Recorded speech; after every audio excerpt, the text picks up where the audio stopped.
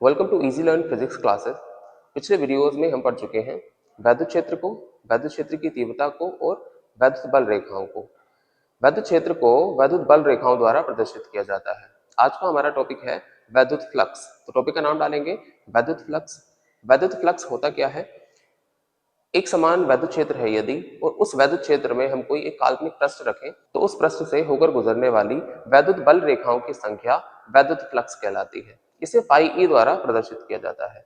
तो इसको समझने के लिए हम एक समान वैद्युत क्षेत्र लेते हैं। ये यहाँ एक समान वैद्युत क्षेत्र को दिखाया गया है इन वैद्युत बल रेखाओं से। ये प्रदर्शित कर रही हैं वैद्युत क्षेत्र को। इसको ई से मैंने यहां लिख लिया है। वैद्युत क्षेत्र को ई द्वारा प्रदर्शित किया जाता है। इसमें हम एक काल्पनिक पृष्ठ लेते हैं। यहां हमने एक पृष्ठ लिया है, काल्पनिक पृष्ठ। वैद्युत क्षेत्र क्या होता है, सॉरी वैद्युत फ्लक्स क्या होता है? एक समान वैद्युत क्षेत्र में स्थित कोई काल्पनिक पृष्ठ, इससे होकर गुजरने वाली वैद्युत बल रेखाओं की संख्या ही वैद्युत फ्लक्स कहलाती है। इसे फाई ई द्वारा प्रदर्शित किया जाता है।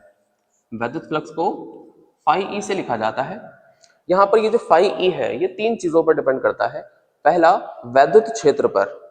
अगर हम यहाँ पर वैद्युत बल रेखाओं को और बढ़ा दें, यानी वैद्युत क्षेत्र को घना कर दें, तो क्या होगा?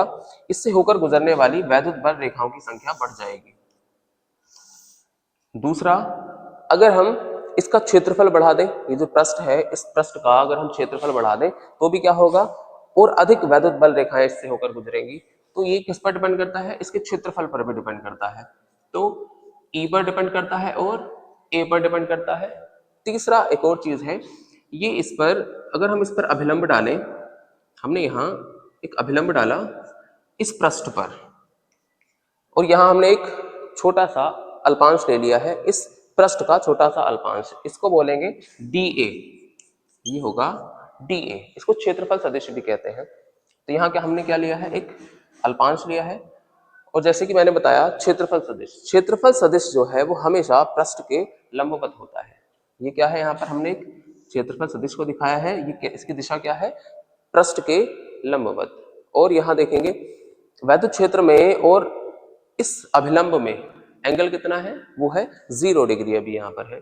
अगर हम इस एंगल को बढ़ा दें, यानी इसको अगर हम घुमा दें, तो यहाँ पर थीटा चेंज होगा, थीटा की वैल्यू में चेंज आएगा। तो थीटा पर भी ये डिपेंड करता है। अगर मैं इसको घुमाऊं तो वैद्युत बल रेखाओं की संख्या में या तो वृद्धि होगी या कमी होगी।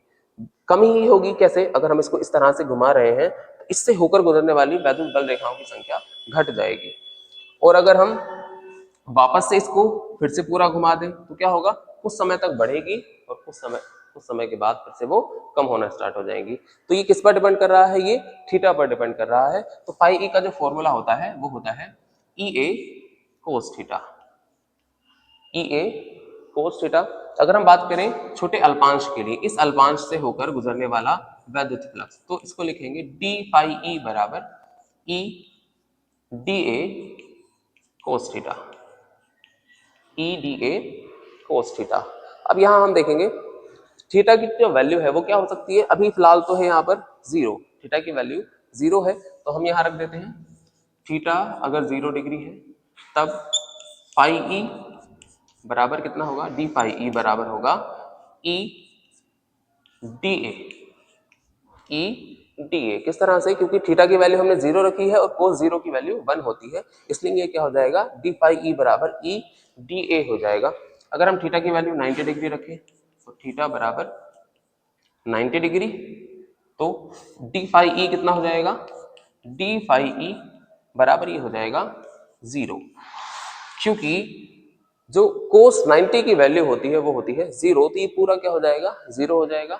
तो इससे हमें पता चला कि जब थीटा की वैल्यू 0 डिग्री है, यानी अगर प्रश्न इस तरह से रखा हुआ है, जब क्षेत्रफल सदिश और यहाँ जो वैद्युत क्षेत्र की दिशा है दोनों समान है, तो क्या होगा? अधिक से अधिक इससे वैद्युत फ्लक्स होकर गुजरेगा, या हम कहें अधिक से अधिक वैद्युत बल रेखाएं इससे होकर गुजरेंगी, तो वैद्युत फ्लक्स क्या हो जाएगा? बढ़ जाएगा।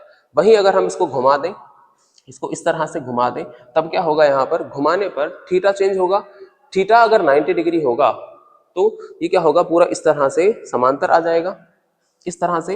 इन लाइनों के समांतर होगा और इससे होकर गुजरने वाली वैद्युत बल रेखाओं की संख्या घट जाएगी यानी न्यूनतम होगी। तो अगर थीटा की वैल्यू 0 है तो अधिकतम होगा वैद्युत फ्लक्स और थीटा की वैल्यू 90 है तो न्यूनतम होगा वैद्युत फ्लक्स। वैद्युत फ्लक्स का जो मात्रक होता है वो होगा ई के लिए हम लेते हैं न्यूटन पर कूलाम और डी ए क्या है क्षेत्रफल। तो इसके लिए जो इसका मात्रक होगा मैं यहां लिख देता हूं मात्रक पाई ई का यानी वैद्युत फ्लक्स का जो मात्रक होगा वो होगा न्यूटन मीटर स्क्वायर प्रति कूलाम। इस तरह से ई के लिए न्यूटन प्रति कूलाम और क्षेत्रफल के लिए मीटर स्क्वायर। और इसकी जो विमा है वो क्या हो जाएगी, विमा इसकी होगी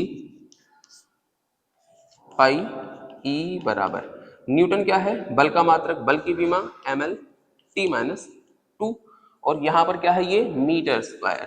तो यहाँ क्या करेंगे हम मीटर स्क्वायर के लिए L2 और अपॉन कूलाम की विमा क्या होती है, आवेश की विमा होती है AT। तो ये हो गया AT। अब ये कितना हो जाएगा, m ऐसे ही लिखा रहेगा, L की पावर 3 हो जाएगी, L की विमा कितनी हो जाएगी यहाँ पर L में 3 और T एक यहाँ है -2 ऊपर है, ऊपर ये जाएगा तो कितना हो जाएगा T -3 हो जाएगा और A ऊपर जाएगा तो A -1 हो जाएगा। तो इसकी जो विमा है वो क्या होगी ml3 T -3 A -1। तो ये था वैद्युत फ्लक्स। आज के वीडियो में इतना ही, मिलते हैं नेक्स्ट वीडियो के साथ जिसमें हम पढ़ेंगे गॉस की प्रमेय, गॉस थ्योरम।